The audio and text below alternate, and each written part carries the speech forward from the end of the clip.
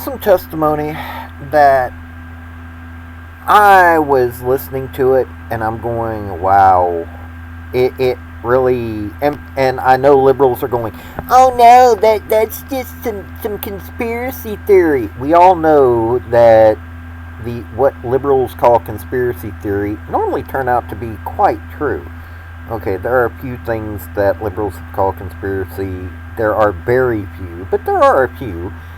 But the vast majority of things that liberals call conspiracy turn out to be true. An extreme amount of conspiracy in their eyes are actually true.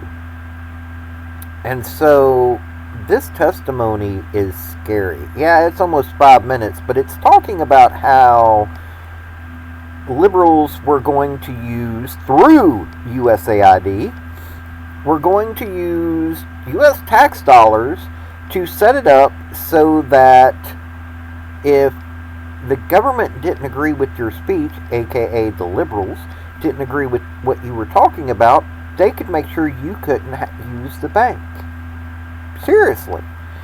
There's a lot more in this, but seriously, we need to talk about this whole thing and why I will never vote liberal ever again. But hey, if you like these kinds of topics, now I know that a lot of the folks that watch my channel are, oh, well, you've got to vote liberal. Let me tell you something, folks. Think for yourself. I'm against government, period. Well, I'm not. We need to have government. Government's a necessary evil. But I'm saying monitor every aspect of government. Every aspect. That's my stance. So if you want to hear somebody that's going to investigate government no matter who's in power, hey folks, this is me. Hit like, hit subscribe. I'm right here to make sure that you know what's going on. So let's get into this testimony. Howdy y'all, this is Paul, the Redneck Thinker. What we have here is a channel to communicate. I want you folks to be thinking by the time you leave my videos. Why? Because I'm tired of people talking via what other people tell them to think. So, watch my video and enjoy the chance to think for yourself. Nice. Thank you, Mr. Chairman. I want to echo your comments from your introduction. What a difference several years makes. And while the censorship industrial complex is on the run, it is not gone. And to that I just say, thank God for Donald Trump. Thank God for Elon Musk. Thank God for Doge, because we're uncovering that just where the tax dollars are going to fund the censorship industrial complex. Mr. Schellenberger, the UN finances initiatives related to misinformation management or supports government funding and third-party development of censorship tools and technologies, correct? Yes. And you're aware that U.S. taxpayer dollars have been used by the UN to develop and implement an AI-assisted fact-checking tool to label speech as misinformation, disinformation, and malinformation, toxic or hate speech, correct? Yes, sir. Very disturbing. In fact, in 2021, the U.S. gave the UN Development Program $190 million in taxpayer dollars, and I verify what they've developed has been tested in 5 countries: Kenya, Honduras, Liberia, Sierra Leone, and Zambia. And it's intended to expand to more countries. Does that concern you? Extremely. The UN has also partnered with other players in the censorship industrial complex, including CrowdTangle, a Facebook Meta-connected fact-checking tool. Meeden got $250,000 from the National Science Foundation for identifying and countering misinformation on closed messaging platforms. An international fact-checking network, IFCN, a grant and fellowship-making organization to help fact-checkers, solution providers, and other eligible organizations launch new and innovative fact-checking programs and initiatives. Do you see iVerify as part of a larger global trend towards centralized control over information? Yeah, and we didn't have a chance to get to it, but USAID has been pushing digital IDs that would tie people's bank accounts to their social media profiles. I mean, it's out of Black Mirror. I mean, the idea would be that they'd be able to police and potentially debank you for something that you said online. It's extremely disturbing, and I was just kind of shaking my head because after 2 years of this, we just keep discovering more censorship initiatives hidden away in different agencies, the UN, USAID. I mean, it's madness. It's terrifying. You agree. Programs like E-Verify and the one I-Verify, the one you just mentioned as well, could be weaponized by authoritarian governments to silence dissent. And you've seen by our government this as well. Yeah. Well, of course, by our government as well. And Ms. Subramania, you've seen this as well. Absolutely. I've seen the weaponization of government to go after innocent people in my own country, in Canada. The truckers' protest of 2022 was a great example of that, where people who protested, they were debanked. So if you were a grandmother somewhere donating $50 to the protest, you were frozen out of the financial system.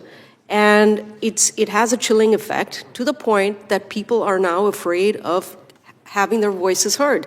They're afraid to express themselves because the consequences of expressing yourself freely in a country like Canada, a G7 country, people are afraid to speak out. And I've only seen this in authoritarian countries that I've lived in. And that is something that should concern us all. And it's happening here. And it's up to us to lead. Absolutely. And do you think that the Biden-Harris administration's hostility toward free speech contributed to the increased attacks on free speech we were seeing abroad, including pressure by foreign governments against American companies to censor lawful speech? Absolutely. I'm glad you asked that question, Representative Klein. When Elon Musk's free speech rights were being attacked, and they're still being attacked by the EU under the Digital Services Act, there was silence from the Biden administration. You know what that did? That sent a strong message to the rest of the world that the administration could not be relied on to retaliate against governments that suppress the free speech rights of Americans. That's a powerful message, and that's not good.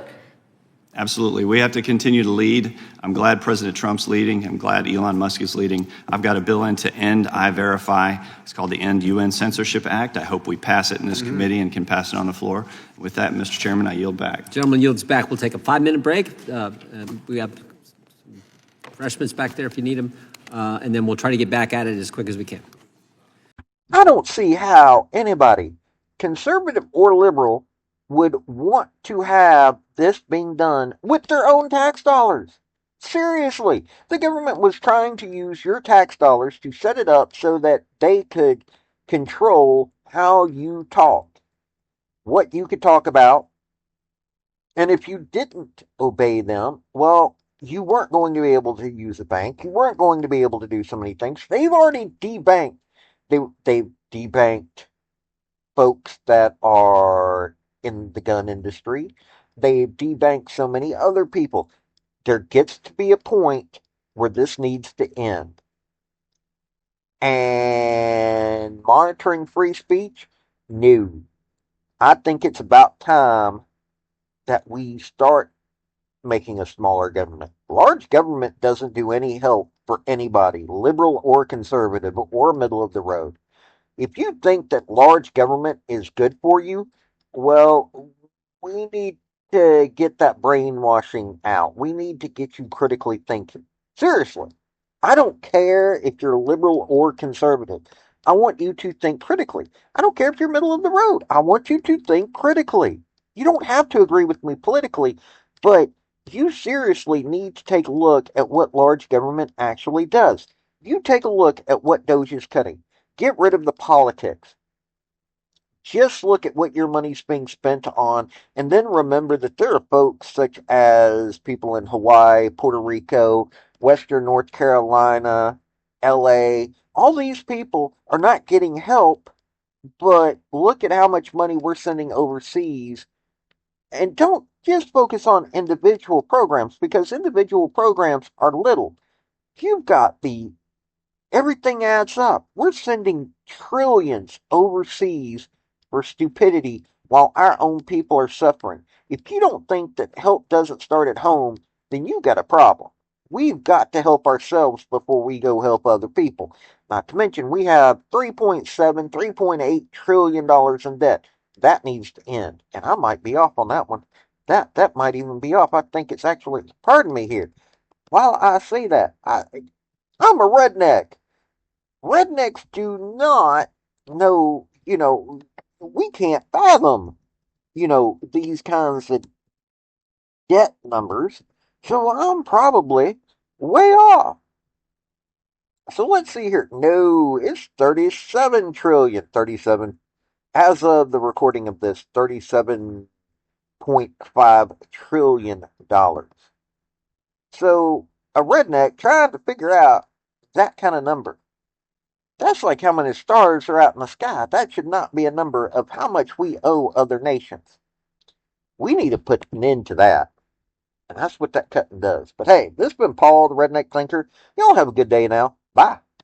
Folks, I just want to say thank you for listening. I want to thank you for taking your time. I want to hear what your comments are about what you think on this topic, because your comments are what's important, not necessarily mine. I don't care if you're Republican. I don't care if you're conservative. I don't care if you're liberal. I don't care if you're Democrat. I want to hear your opinion on these topics. I want to thank you yet again for listening to my video. Like, subscribe, and all that other hoopla. This has been Paul, the Redneck Thinker. Y'all have a good day now. Bye.